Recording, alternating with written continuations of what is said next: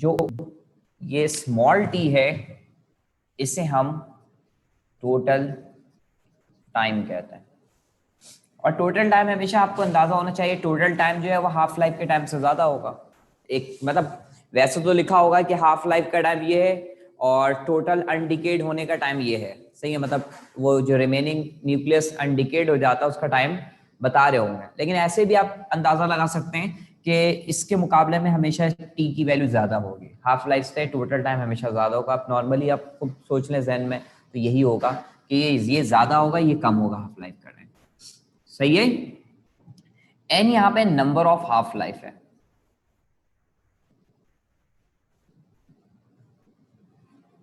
और ये student half life है। ये स्टूडेंट इस फॉर्मूले को मैंने बता दिया। अब मैं थोड़ा सा आपसे कुछ सवाल पूछना चाहूंगा। न्यूक्लियस को लिखने का एक तरीका कार होता है, fractions of nucleus. Fractions of nuclear, nucleus को फ्रैक्शंस में लिखते हैं। फ्रैक्शंस से क्या मुराद होता है बच्चों? मैथमेटिक्स में फ्रैक्शंस एक मैथमेटिक्स होता है जिसमें टीचर कहते हैं कि 1/3, 1/4, 1 मतलब ऊपर कम होगा, नीचे वैल्यू ज्यादा होंगी, इसको फ्रैक्शंस कहते हैं। हम फ्रैक्शंस की एडिशन सब्ट्रैक्शन पढ़ेंगे बच्चों, तो एडिशन सब्ट्रैक्शन ये सब कर रहे हो, तो मैथ्स में आप करते हो, आपने छोटी क्लासेस में फ्रैक्शंस पढ़ा होगा इस तरीके से। तो न्यूक्लियस को भी लिखने का एक तरीका कार होता है फ्रैक्शंस में, कि ऊपर जो चेंज हमेशा इनिशियल न्यूक्लियस जो है वो ग्रेटर होगा मुकाबले में चेंज ऑफ न्यूक्लियस की। मतलब जो जितने भी अनस्टेबल न्यूक्लियस होते हैं वो रेडिएशन फॉर्म करके स्टेबल न्यूक्लियस में जब कन्वर्ट होते हैं, तो मैं ये कहना चाहूंगा इनिशियल नंबर से ये वाला जो चेंज आया वो तो हमेशा कम होगा, सही है। तो इसको यूं लिखते हैं, जैसे एक न्यूक्लियस मेरे पास लिखा हुआ है, फर्ज कर लें एक न्यूक्लियस है इस तरीके से। यहाँ पे स्टूडेंट एक न्यूक्लियस आपके पास दिया 1/4, ये फ्रैक्शंस में न्यूक्लियस दिखा, मतलब ये एन नॉट है, तो ये क्या है? डेल्टा एन है, सही है। अब मैं ये कहूं कि इसमें नंबर ऑफ हाफ लाइफ बता दें। एक न्यूक्लियस 1/4 है, फ्रैक्शंस, तो इसका नंबर ऑफ हाफ लाइफ क्या है? नंबर ऑफ हाफ लाइफ निकालना है। अगर आपको नंबर ऑफ हाफ लाइफ निकालना है तो आप क्या कीजिएगा कि एन नॉट 4 से 1 पे ले जाना है, तो 4 से 1 तक पहुंचना है। चेंज कहां तक लेके जाना है? 4 से 1 तक। तो पहले हाफ लाइफ में ये 2 बनेगा, दूसरे हाफ लाइफ में 1 बन जाएगा, तो इसने कितने हाफ लाइफ परफॉर्म किए? 1 2, एन की वैल्यू क्या आ गई? तो नंबर ऑफ हाफ लाइफ कितने हो गए? 2।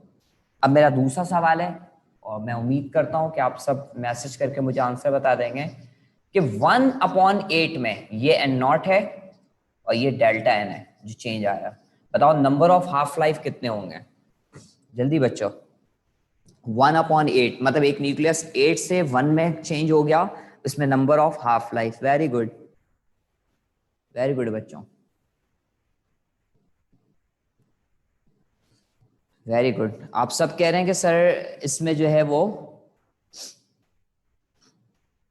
3 आएगा, नंबर ऑफ हाफ लाइफ 3 बता रहे हैं। वेरी गुड, 3 राइट आंसर है। कैसे? ये देखो, 8 पहले हाफ लाइफ में, 8 जो है वो पहले हाफ लाइफ में क्या बनेगा? 4,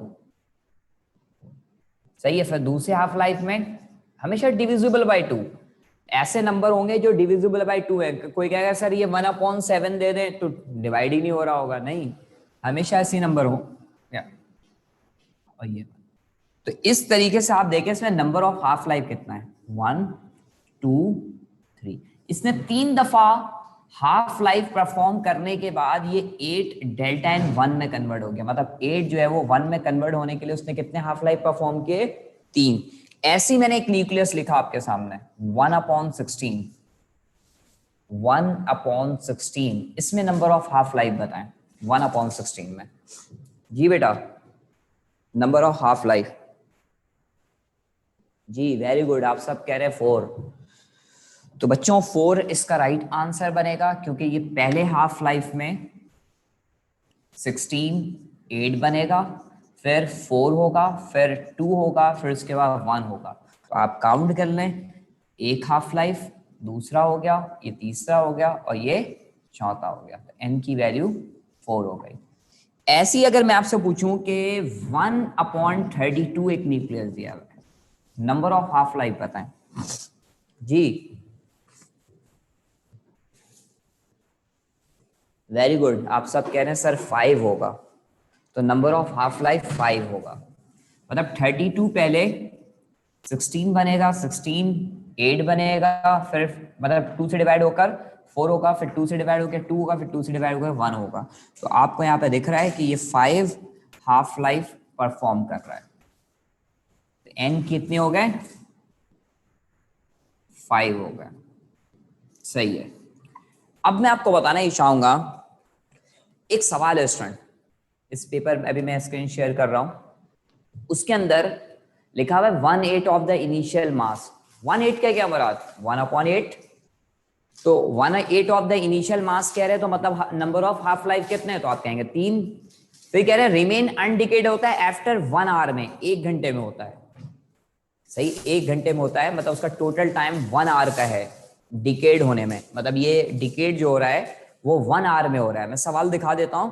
फिर कहते हैं हाफ लाइफ बता दें मिनट में। मैं क्वेश्चन आपके सामने शेयर करूंगा स्टूडेंट, इंशाल्लाह फिर मैं समझाऊंगा, आप आंसर दे देंगे इंशाल्लाह। तो देखिएगा, मैं क्वेश्चन समझाऊंगा स्टूडेंट, फिर आप उसके मुताबिक सॉल्व कीजिएगा। न्यूमेरिकल चैप्टर 19 का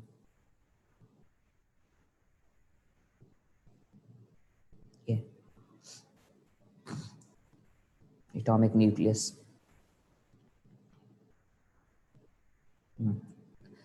5 नंबर क्वेश्चन।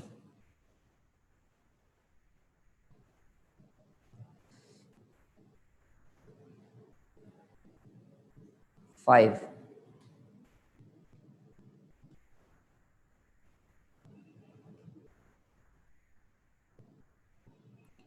आप में से बहुत सारे बच्चे हैं जो अभी से बता रहे हैं कि सर ये होगा 20 मिनट होगा, तो देख लें।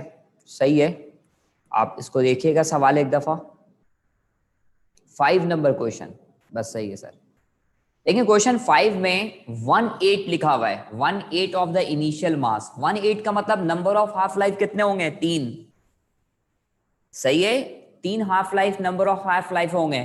कह रहे रिमेन अनडिकेड आफ्टर 1 आवर, 1 आवर में अनडिकेड हो रहा है। हाफ लाइफ का टाइम बता दें इन मिनट में, हाफ लाइफ मिनट में बता दें तो 20 मिनट आएगा। देखें इसको मैं सॉल्व करके दिखाता हूं। स्टॉप कर दें फिर लगाइएगा। देखें, मैं स्टूडेंट इस क्वेश्चन नंबर 5 के लिए आपको बता रहा हूं कि क्या लिखा हुआ था क्वेश्चन नंबर 5 में। क्वेश्चन नंबर 5 में लिखा हुआ 1/8, वर्डिंग में लिखे हुए 1/8 मतलब 1/8। नंबर ऑफ हाफ लाइफ आपको समझ में आ गया कि 3 होगा, आप ये तो इस तरीके से निकाल लेंगे। फिर कह रहे हैं रिमेन अनडिकेड का टाइम 1 आवर है और हाफ लाइफ मिनट में निकालना है, तो 1 आवर में कितने मिनट होते हैं? आप सबने कहा 60 मिनट होते हैं 1 आवर में। हाफ लाइफ का फॉर्मूला ये है, T 1/2 total time divided by number of half life. तो टोटल टाइम कितना है? 60 और डिवाइडेड बाय 3, आंसर आया 20 मिनट। तो राइट आंसर इसका था क्वेश्चन नंबर 5 का 20 मिनट। अच्छा दूसरी बात सुनिएगा, बाज़ वक़्त हमें फ्रैक्शंस ऑफ न्यूक्लियस लिखना होता है, मतलब ये चीज लिखना होता है, तो इसको लिखने का एक फॉर्मूला होता है। ये देखें, फ्रैक्शंस ऑफ न्यूक्लियस का फॉर्मूला होगा delta n upon n not, क्योंकि ऊपर डेल्टा n लिखते हैं और नीचे n नॉट लिखते हैं। तो ये 1/2 की पावर n होते हैं, और n यहां पे क्या चीज है? n यहां पे नंबर ऑफ हाफ लाइफ है। सही है, नंबर ऑफ हाफ लाइफ है। तो देखो बेटा, ये फ्रैक्शंस ऑफ न्यूक्लियस जब सवाल में कहेंगे फ्रैक्शंस बता दें, तो हम यहाँ पे n निकाल कर इस n को यहाँ पे 3 रख लें, या जो भी वैल्यू होगी n की उसको हम रखकर कैलकुलेट कर सकते हैं। जब फ्रैक्शंस कैलकुलेट करना हो तो हम ये फॉर्मूला अप्लाई करेंगे। और अगर आपके पास कभी ऐसा हो जाए कि टोटल टाइम हाफ लाइफ का टाइम दे दिया, n निकालना है, तो n निकालने का ये फॉर्मूला होगा। ये देखो, n बराबर होगा total time divided by half life का टाइम। इससे भी n निकाल सकते हैं। अभी मैं एक सवाल दूंगा जिसमें n आप इससे निकालोगे और फ्रैक्शंस इससे निकालोगे। अभी मैं एक सवाल आपको दिखा रहा हूँ, क्वेश्चन नंबर 6 दिखाइएगा सर।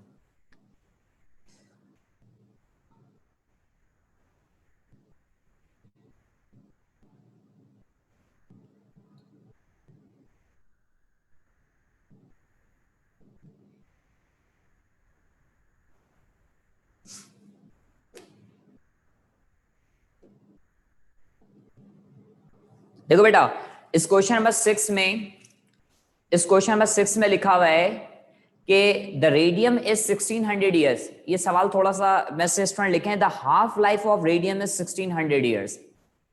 ये सवाल पूरा यूं है, the half life of radium is 1600 years, the fractions of sample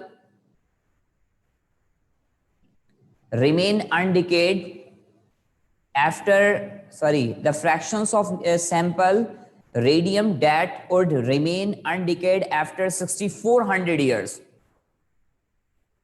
तो n क्या आएगा बेटा, 6400 टोटल टाइम है, हाफ लाइफ का टाइम 1600 है।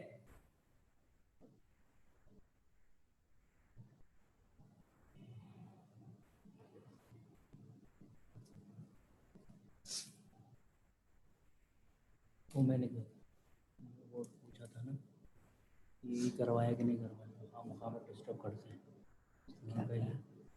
ये जो बोर्ड पे करवाया उससे पहले कुछ नहीं करवाया ना, ये कर दिया। सही है, वेरी गुड बेटा। देखें, हटा दें सर, इस क्वेश्चन नंबर 6 को देखिएगा।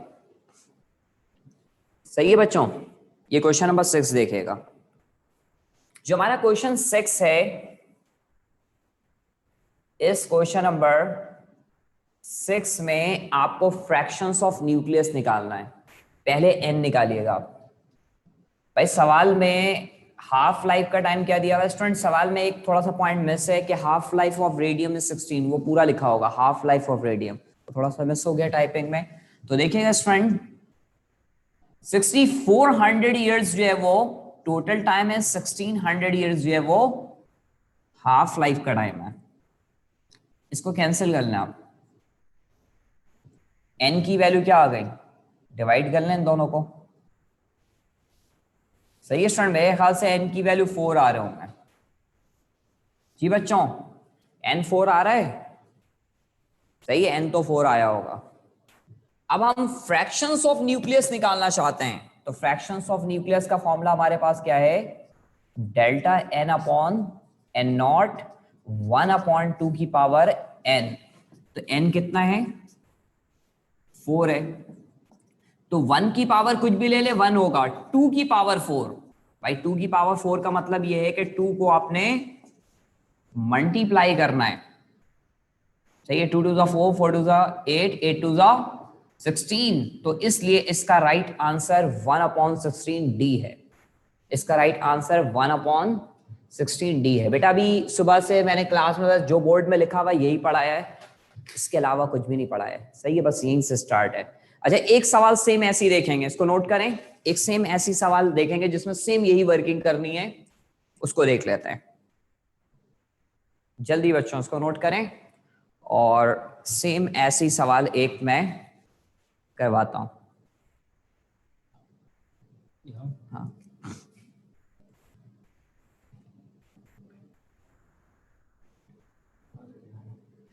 आगे नीचे करें,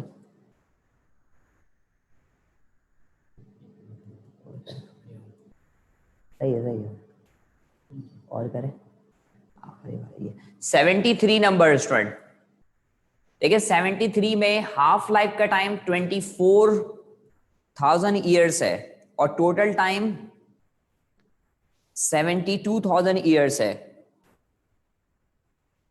बेटा क्वेश्चन 6 और ये 73 सेम है।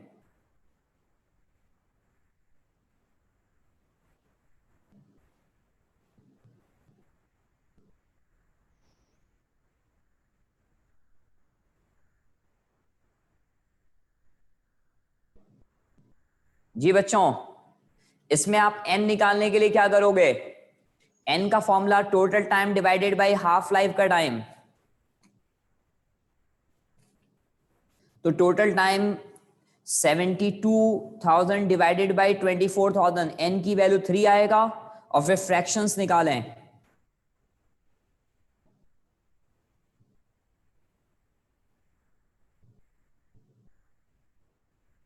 सही है, वेरी गुड। देखें, हटा दें सर। बेटा ये देखिएगा, जिन्होंने 6 पूछा है ना, 73 नंबर क्वेश्चन और 6 क्वेश्चन एक ही है।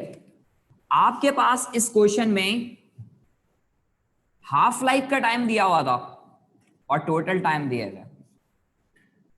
भाई टोटल टाइम 72,000 है और हाफ लाइफ का टाइम 24, सही है, 1000 हो गया। ये सब कैंसिल कर लें,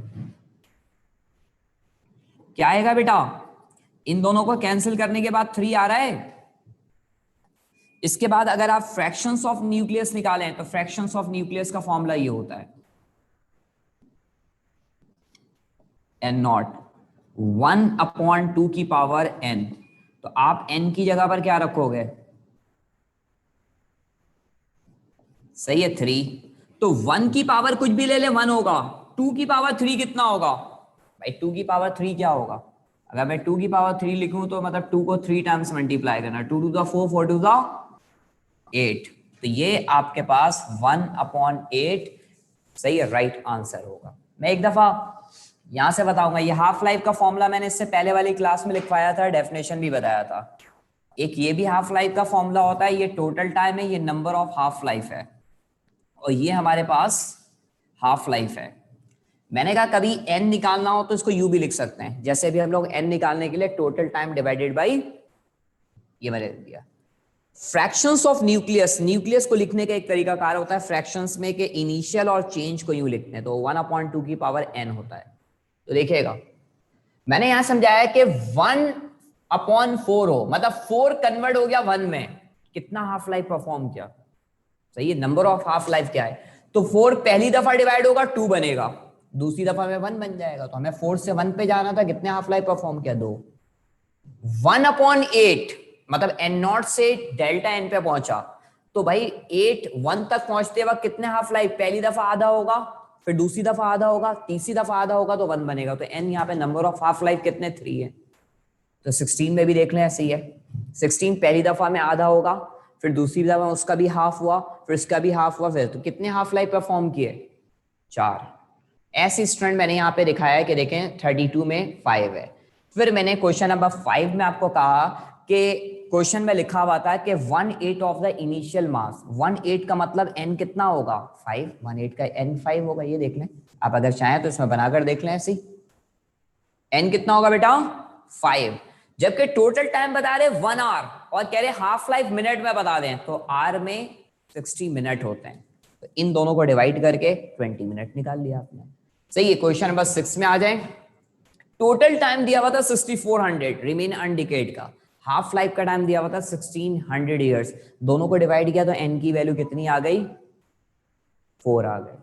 फ्रैक्शंस ऑफ सैंपल बताना था, न्यूक्लियस बताना, तो फ्रैक्शंस का फॉर्मूला ये है 1/2 की पावर n, n की वैल्यू 4 है। 1 की पावर कुछ भी ले लो 1 ही होगा, 2 की पावर 4 जो वो 16 होगा। कैसे होगा ये मल्टीप्लाई दिखा रहा हूं, 2 को 4 टाइम्स मल्टीप्लाई किया तो वैल्यू कितनी आ गई? 60। मेरे ख्याल से बातें क्लियर हो गई होंगी। अब हम ये 3 न्यूमेरिकल हमने कर लिया, अब हम 4 डेफिनेशंस को समझेंगे और उन डेफिनेशन को समझने के लिए हम कुछ कैलकुलेशन करेंगे। मेरे ख्याल से बच्चों मेरी बातें क्लियर हो गई होंगी, मैंने रिपीट कर दिया आप लोगों के लिए। अभी भी कोई प्रॉब्लम है?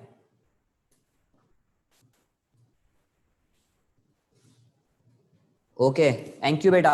अब मैं इसको बैठाता हूं, जल्दी इसको नोट कर लें और मैं आगे mass defect, binding energy, binding fractions और पैकिंग फ्रैक्शंस को डिफाइन करूंगा। इनकी डेफिनेशन को समझाने के लिए मैं कुछ कैलकुलेशन करूंगा और कैलकुलेशन के मदद से इनको एक्सप्लेन कर रहा हूं स्टूडेंट।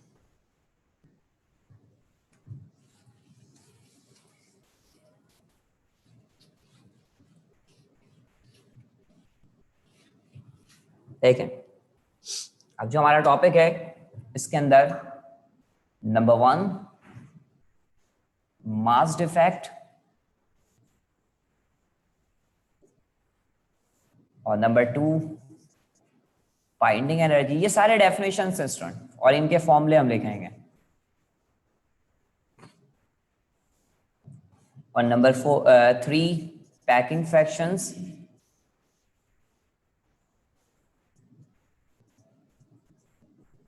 और नंबर 4 बाइंडिंग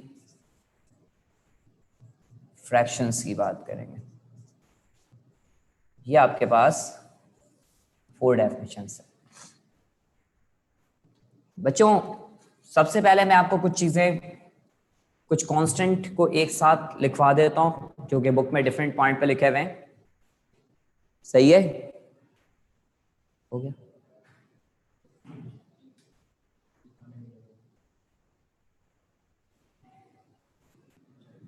देखो बेटा, मैं ये कह रहा हूं कुछ कांस्टेंट को मैं एक साथ लिख देता हूं। जैसे प्रोटॉन के हवाले से, प्रोटॉन का मास क्या होता है? प्रोटॉन के हवाले से स्टूडेंट, मास ऑफ प्रोटॉन की वैल्यू 1.67 10 की पावर -27 किलोग्राम होता है।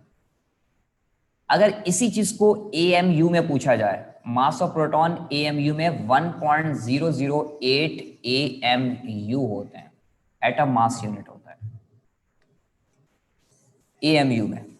सही है? ये किलोग्राम में होता है और दूसरी वाली वैल्यू जो है वो AMU में होता है। सही। इसी तरीके से अगर हम न्यूट्रॉन की बात करें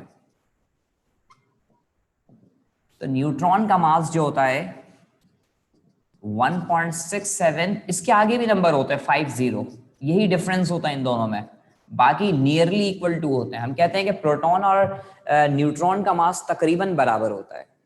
सही है? इसके आगे यहाँ पे जो है ना, जैसे 7 है, इसके आगे 26 होता है, यहाँ पे 50 होता है, तो ये इनमें डिफरेंस होते हैं स्टूडेंट। सही है?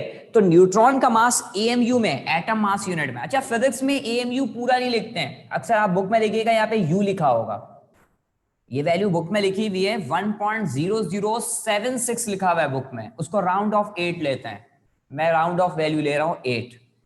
मास ऑफ न्यूट्रॉन 1.009 होते हैं AMU, एटम मास यूनिट के अंदर। एटम मास यूनिट में ये वैल्यू इस तरीके से होता है।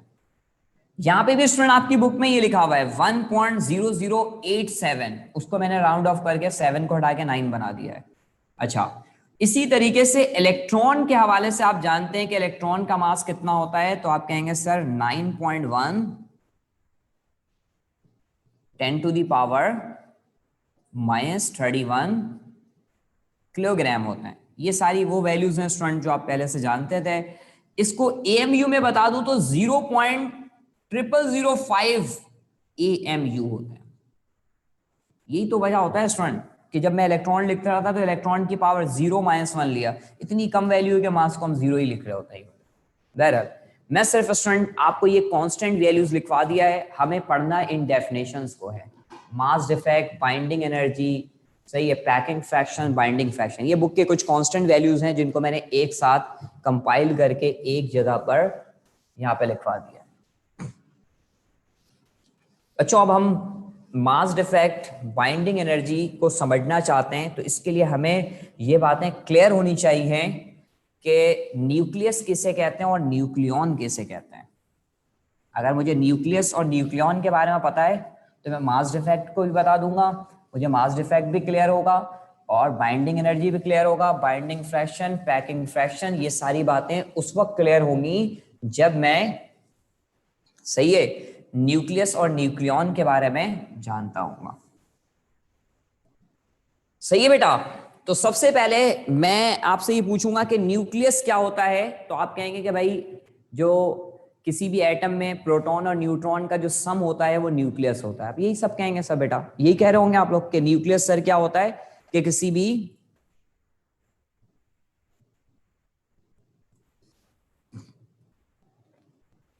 ये क्या है यार,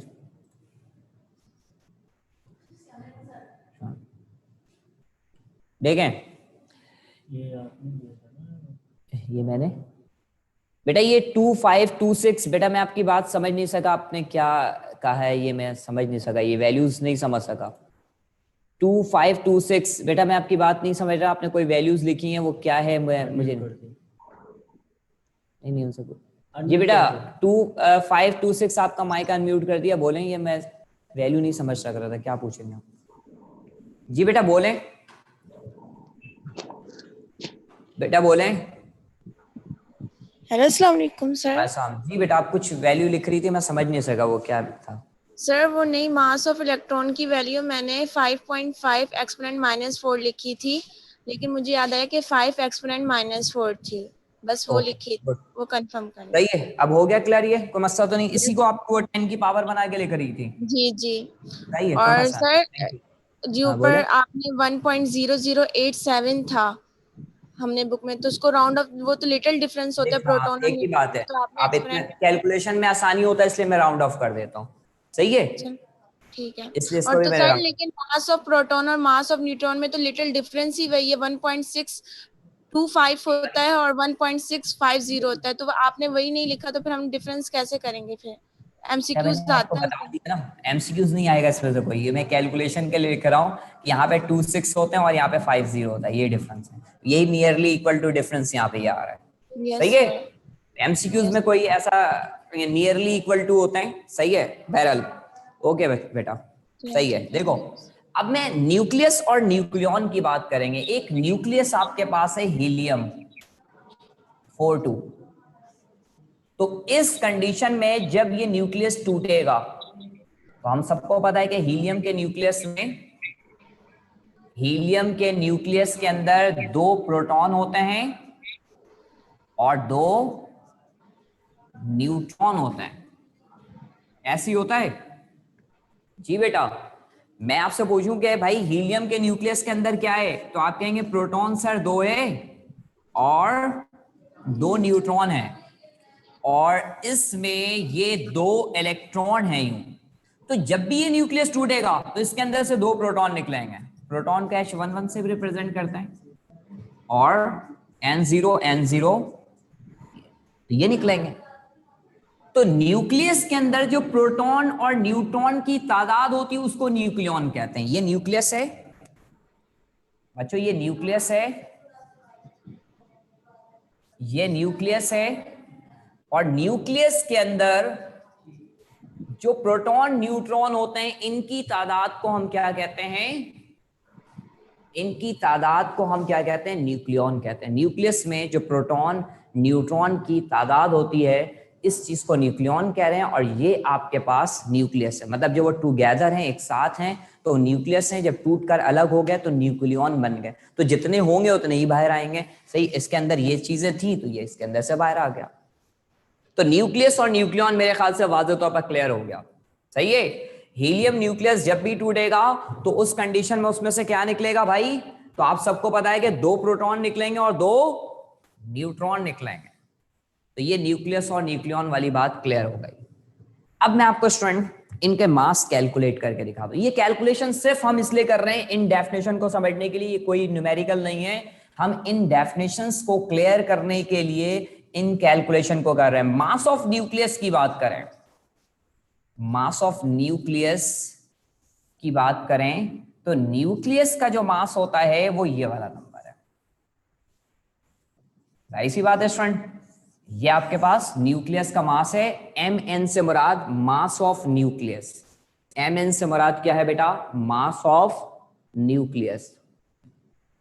इसी तरीके से मास ऑफ न्यूक्लियॉन की बात करते हैं तो मास ऑफ न्यूक्लियॉन निकालने का फॉर्मूला ये होता है ZmP प्लस का NMN। फिर से मैं इसको बताता हूं।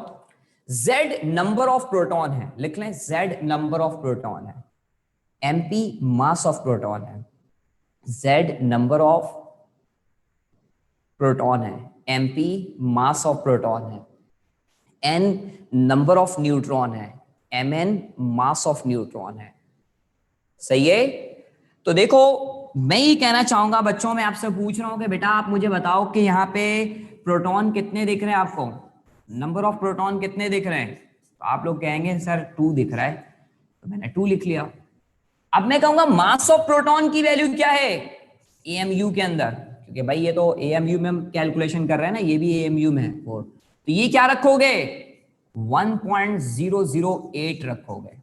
और न्यूट्रॉन की जब बात करेंगे कि भाई न्यूट्रॉन, नंबर ऑफ न्यूट्रॉन कितने, तो आपने कहा सर देख लें ये 2 न्यूट्रॉन हमें दिख रहा है, लिहाजा आप यहाँ पे 2 लिख लें। और मैं आपसे पूछूं कि मास ऑफ न्यूट्रॉन कितने, तो आप कहेंगे सर ये है मास ऑफ न्यूट्रॉन। तो कितना है बेटा 1.009 है ये, सही है। तो फिर से एक दफा मैं ये कहूंगा कि ये चीज मास ऑफ न्यूक्लियस है, और ये चीज क्या है नंबर ऑफ प्रोटॉन है। ये क्या है मास ऑफ प्रोटॉन है, ये नंबर ऑफ न्यूट्रॉन है, ये मास ऑफ न्यूट्रॉन है, सही है। अब मुझे बताओ कि अभी मैं कैलकुलेशन फर्दर करूंगा, यहां तक बातें क्लियर है?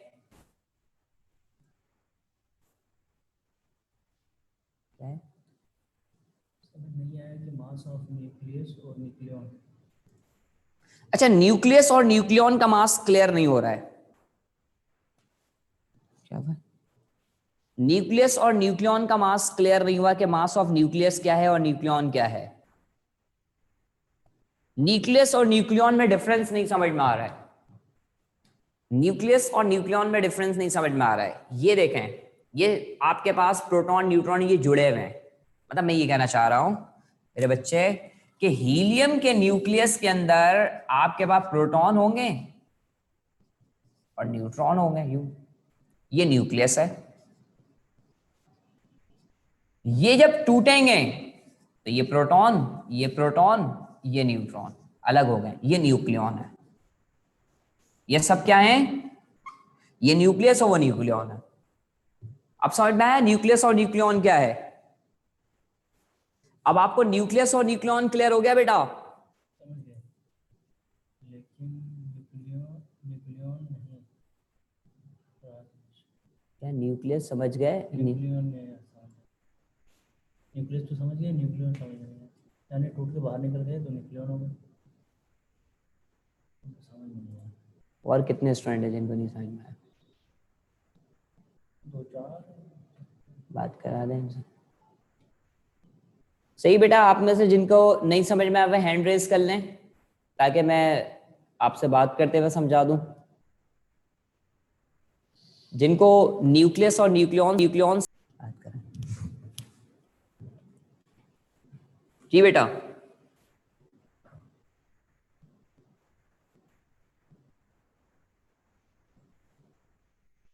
जी बेटा बोलें।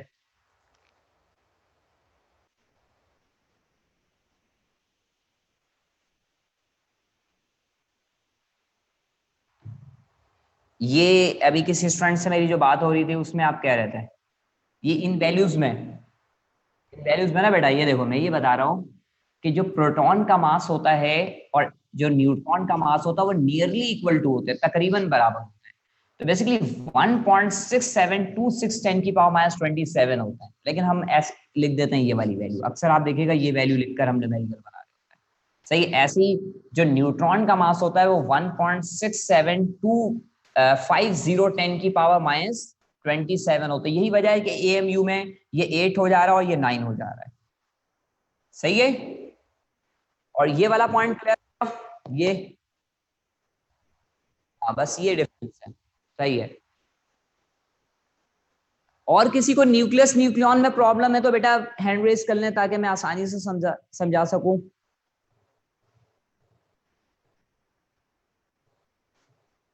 इनके माइक ऑन करना। जी बेटा बोले 2526 बेटा, आप हैंड रेज कर लिया करें ताकि थोड़ा टाइम आपका बच जाए। हाँ बोले सर, आपकी आवाज नहीं। आगे बताऊं? ओके, तो यहां तक डन है स्टूडेंट। मैं आगे इसके आगे एक्सप्लेन करता हूं, देखिएगा।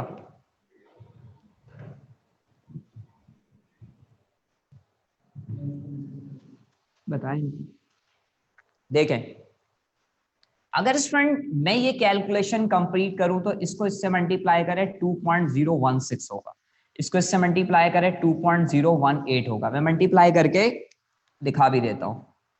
1.008 मल्टीप्लाई बाय 2 तो अगर आप इसको इससे मल्टीप्लाई करें तो 2 8 जा 16, 1 आपके पास आ गया।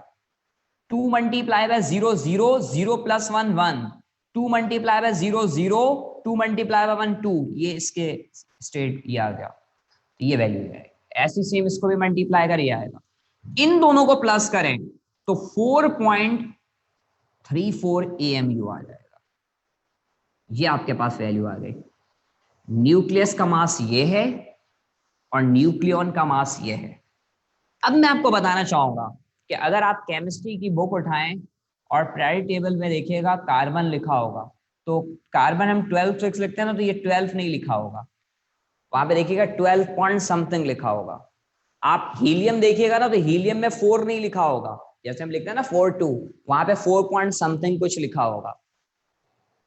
तो उससे हम क्या करते हैं, राउंड ऑफ 12 ले लेते हैं। मतलब मैं ये कहना चाह रहा हूं कि आप पीरियोडिक टेबल में देखिएगा हर एटम का मास, जैसे सोडियम का मास 23 है तो 23 नहीं लिखा होगा, 23 पॉइंट समथिंग लिखे हुए होंगे, 23 पॉइंट कुछ साथ में लिखा होगा, तो वो ये है। देखें ये वाली कैलकुलेशन हुई भी होगी वहां पे। लेकिन हम क्या करते हैं, क्योंकि भाई ये पॉइंट के बाद 0 हो गया, तो हम उसको सारे को कंसिडर 0 करके हम सिर्फ इस नंबर 4 को लेकर अपने प्रॉब्लम सॉल्व कर रहे होते हैं। तो मेरे ख्याल से बातें आप समझ गए होंगे। एक दफा 2015 एनटीएस के पेपर में, एनटीएस 2015 में एक सवाल बना कि न्यूक्लियस और न्यूक्लियॉन के दरमियान मास का क्या रिलेशन होता है। तो लिख लें, the mass of nucleus, the mass of nucleus always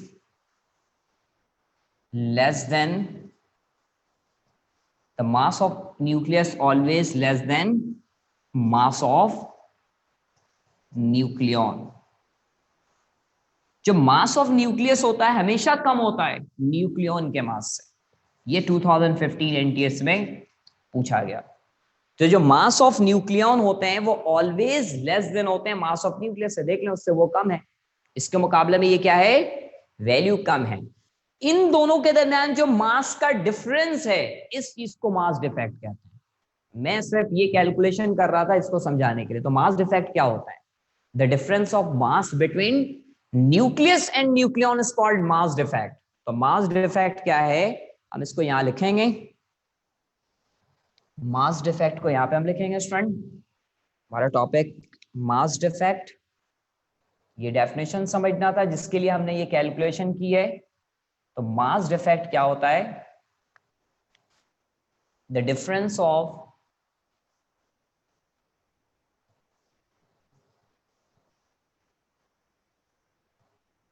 mass between nucleus and nucleon is called mass defect. The difference of mass between nucleus and nucleon is called mass defect. Mass defect क्या होते हैं, the difference of mass between nucleus and nucleon, इन दोनों के दरमियान जो मास का difference आ रहा है उसको मास डिफेक्ट कहते हैं। वैसे अगर मैं आपसे पूछूं कि इन दोनों के दरमियान डिफरेंस कितना है, तो बताइएगा मैसेज करके कितना डिफरेंस है इन दोनों का, क्या डिफरेंस है इसमें मास डिफेक्ट। अगर मैं आपसे बोलूं कैलकुलेट करके बताओ तो क्या आंसर बताओगे आप? जी वेरी गुड, सही बता रहे हैं आप सब, सही है, वेरी गुड। तो बातें तो क्लियर हो गई ना, तमाम बच्चे सही बता रहे हैं, बिल्कुल सही बता रहे हैं बच्चों। आप कह रहे हैं कि सर जो मास डिफेक्ट होगा ना वो होगा इन दोनों को माइनस करके 4.034 -4। मैथ्स का रूल है हमेशा ग्रेटर नंबर को स्मॉलर नंबर से माइनस करेंगे। आप सब ये आंसर बता रहे हैं मास डिफेक्ट की, वेरी गुड बेटा, यही मास डिफेक्ट है। यही तो समझाना था जिसके लिए मैंने इतनी कैलकुलेशन करवाई है। पहले स्टूडेंट हमें समझना सिर्फ यही था। तो मास डिफेक्ट को हम डेल्टा एम से रिप्रेजेंट करते हैं, और मास डिफेक्ट का फॉर्मूला अगर लिखना चाहें तो हम यूं लिखेंगे, हमेशा मैथ्स का रूल है, तो जो ग्रेटर है उससे आप इसको माइनस कर लें। भाई ग्रेटर ये है, इसमें से इसको माइनस कर लें, मास डिफेक्ट बन जाएगा। तो मास डिफेक्ट का फॉर्मूला ZMP + MN, और इसी तरीके से माइनस का मास ऑफ न्यूक्लियस, ये हमारे पास मास डिफेक्ट होता है।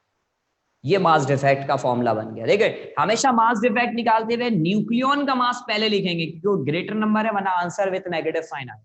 आंसर पॉजिटिव लाने के लिए हमने इसमें से इसको माइनस कर लिया, तो ये आपके पास मास डिफेक्ट इस तरीके से हो गया। अब हम बाइंडिंग एनर्जी की बात करते हैं। बेसिकली स्टूडेंट अल्बर्ट आइंस्टाइन ने कहा था mc स्क्वायर के मुताबिक E बराबर होता है mc स्क्वायर।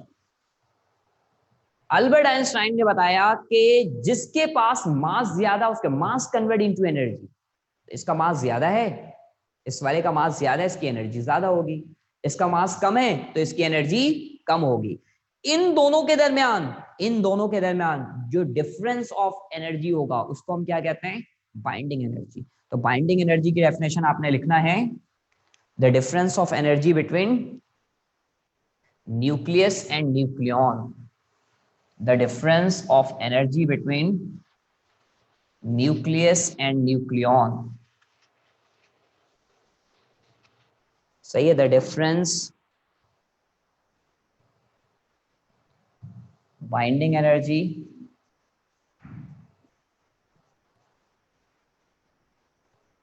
को BE से रिप्रेजेंट करते हैं और बाइंडिंग एनर्जी क्या कहलाता है? The difference of energy between nucleus and nucleon। देखें, the difference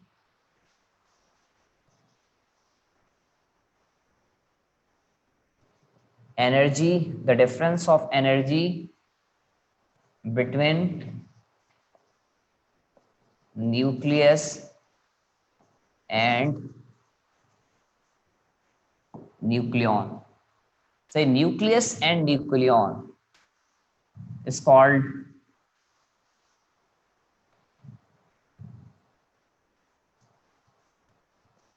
बाइंडिंग एनर्जी। तो बाइंडिंग एनर्जी क्या है? न्यूक्लियस और न्यूक्लियन के दरमियान डिफरेंस ऑफ एनर्जी को कहते हैं। The difference of energy between nucleus and nucleon is called binding energy. तो देखो ये स्टूडेंट हमारे पास इन दोनों का difference of energy binding energy. Binding energy को हम BE से रिप्रेजेंट कर रहे हैं। सही है, बाइंडिंग एनर्जी को बच्चों हम किससे रिप्रेजेंट कर रहे हैं? BE से।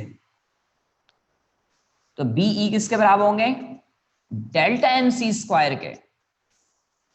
जैसे EMC स्क्वायर है ना, तो यहां पे डिफरेंस ऑफ मास पे जो एनर्जी बनेगा, सही है, मतलब इन दोनों के एनर्जी का जो डिफरेंस होगा वो बाइंडिंग एनर्जी है।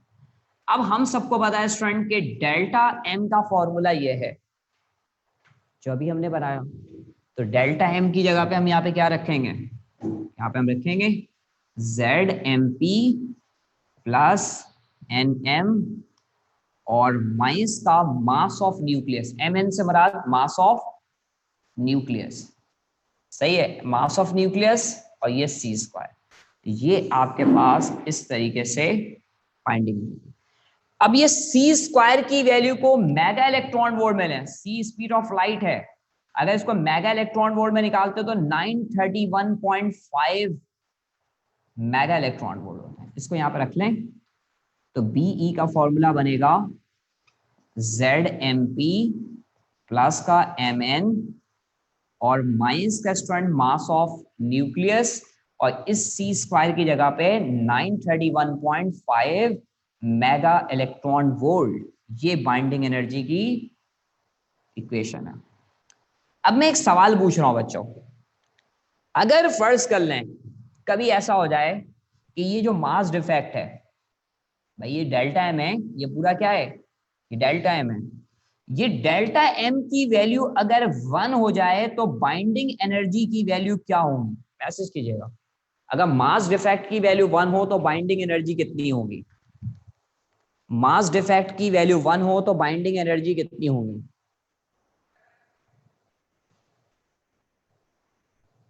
सही है, 931 होंगे, 931.5 होंगे। ओके बच्चों, आप सब बता रहे हैं कि सर जाहिर सी बात है जब मैं ये 1 रखूंगा तो ये क्या आएगा? 931.5 मिलियन। ऐसा एक MCQ बनता है जिसमें पूछते हैं कि अगर मास डिफेक्ट की वैल्यू 1 हो तो बाइंडिंग एनर्जी की वैल्यू कितनी होंगी, तो आप कहेंगे बाइंडिंग एनर्जी की वैल्यू कितनी होंगी, 931.5 मेगा इलेक्ट्रॉन वोल्ट होंगे। अब हम बात करेंगे पैकिंग फ्रैक्शंस की। सही है, पैकिंग फ्रैक्शंस। अगर किसी ने सवाल पूछना है तो हैंड रेज कर दीजिएगा, माइक आपका अनम्यूट कर दिया जाएगा। अगर कोई भी इसमें से कोई सवाल पूछना चाहता है हैंड रेज करें, माइक आपका अनम्यूट हो जाएगा। अच्छा, तो ये अब हमारा एक डेफिनेशन रहता है पैकिंग फ्रैक्शंस। जी सर।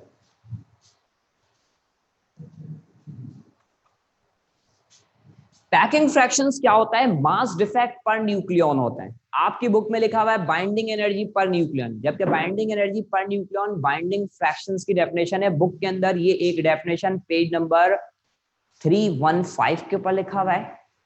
सही है, जो कि रॉन्ग है। आप फेडरल बोर्ड की बुक उठा के देख लें, ए लेवल्स की पैसिफिक वॉल्यूम 2 देख लें, सब में स्टूडेंट जो मैं आपको लिखवाऊंगा वही मिलेगा। सही है, तो ये एक डेफिनेशन बुक के अंदर गलत है। सही है, तो इस चीज को हम सही करते हुए लिखते हैं। क्या लिखेंगे student, the mass defect, the mass defect per nucleon. सही, the mass defect per nucleon is called packing fraction. तो जो हमारा पैकिंग फ्रैक्शन है ये मास डिफेक्ट पर न्यूक्लियन है, एक न्यूक्लियन के लिहाज से। मतलब पैकिंग फ्रैक्शंस का फॉर्मूला क्या बनेगा, ये देखें, पैकिंग फ्रैक्शन को मैं पीएफ से रिप्रेजेंट कर रहा हूं, delta M divided by nucleon, ये है पैकिंग फ्रैक्शन। जिसने भी बेटा सवाल पूछना हो हैंड रेज कर दीजिएगा, सर आपका माइक अनम्यूट कर देंगे, मैं आपसे बात कर लूंगा, आपको बता दूंगा स्टूडेंट। तो ये हमें समझ में आ गया कि पैकिंग फ्रैक्शंस क्या होता है। पैकिंग फ्रैक्शंस मास डिफेक्ट पर न्यूक्लियन, मतलब मासी डिफेक्ट है एक न्यूक्लियन पे। अगर देखेंगे सिंगल न्यूक्लियन पे, यूनिट कंडीशन पे देखेंगे तो उस चीज को हम क्या कहते हैं, पैकिंग। मतलब मास डिफेक्ट को यूनिट मास के ऊपर जब हम देखते हैं, यूनिट न्यूक्लियन के ऊपर जब हम देखते हैं, तो वो आपके पास क्या कहलाता है स्टूडेंट, पैकिंग फ्रैक्शन। ये डेफिनेशन नंबर 3 है। ये तीसरा डेफिनेशन, हमें 4 डेफिनेशन समझना था। ये लास्ट एक डेफिनेशन में लिख देता हूं, बाइंडिंग फ्रैक्शन। जी सर, किसी बच्चे का कोई सवाल है? सही बेटा, आप में से किसी को भी क्वेश्चन हो तो वो पूछ सकते हैं। तो मैं इसके बारे में लिखूंगा, the binding energy per nucleon, the binding energy per nucleon,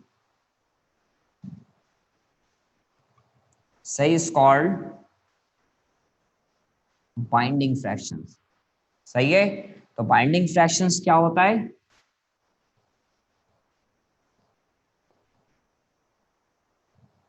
ये हो गया।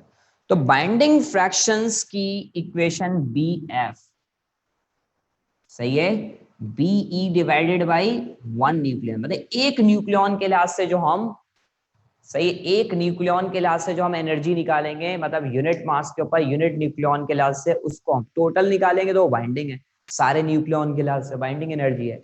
सिंगल पे निकाल लेंगे तो वो बाइंडिंग फ्रैक्शंस बच जाता है। जी सर, किसी का कोई सवाल? बच्चों बस सवाल पूछ सकते हैं आप। ये बस आज इतना ही पढ़ाना है। ये 4 डेफिनेशन हमें क्लियर हो गया, आप इसको नोट करें, और किसी का कोई सवाल है तो वो पूछ सकते हैं। जल्दी बेटा।